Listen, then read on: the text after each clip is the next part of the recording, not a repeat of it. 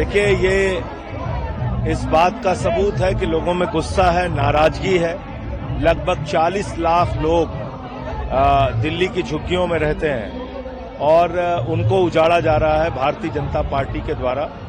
और मैं तो भारतीय जनता पार्टी को भारतीय झूठा पार्टी कहता हूं, और इसलिए कहता हूं कि मोदी जी ने गारंटी दी थी, तो मोदी जी की गारंटी झूठ की गारंटी है।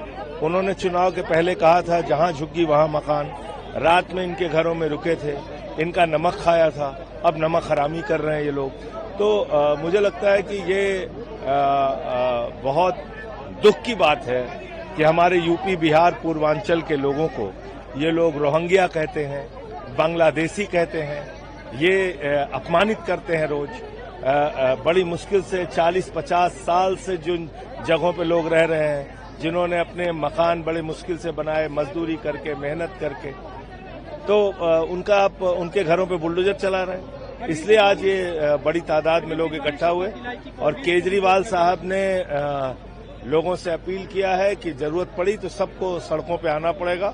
और जिस दिन इस दिल्ली की 40 लाख जनता सड़कों पे इकट्ठा हो जाएगी, किसी की हैसियत नहीं है कि वो इनकी झुग्गियां तोड़ दें। एक और मुद्दा है, जगदीप धनखड़ जो राष्ट्रपति, उनका एक बयान है जो संविधान को लेकर चल रहा है। उन्होंने कहा कि किसी भी देश के संविधान की प्रस्तावना आज तक नहीं बदलेगी, केवल ऐसा भारत में हुआ है और ऐसा नहीं होना चाहिए था जो अभी बंद चल रहा है। देखिए, मैं ये मानता हूं कि बीजेपी और आरएसएस इस देश के संविधान को नहीं मानती।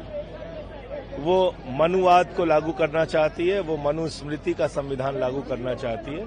इस देश के दलितों, पिछड़ों, आदिवासियों का हक मारना चाहती है, अल्पसंख्यकों का हक मारना चाहती है, और इसलिए वो ये कवायद चला रहे हैं।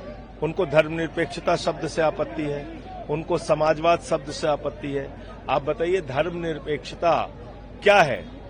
हम सभी हमारा धर्म क्या कहता है? हिंदू धर्म वसुदेव कुटुंबकम, पूरा विश्व हमारा परिवार। समाजवाद का सिद्धांत क्या है? समता मूलक, संपन्नता युक्त समाज की स्थापना, यानी जहां पे गैर बराबरी ना हो, ऊंच नीच ना हो, अमीर गरीब के बीच में लंबी खाई ना हो, वो है समाजवाद।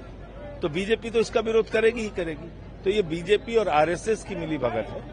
और प्रस्तावना, जो मूल प्रस्तावना थी, उसमें अगर कोई बदलाव भी हुआ तो इसी संविधान की रक्षा की तो शपथ ली है मोदी जी ने, इस्तीफा दे दें।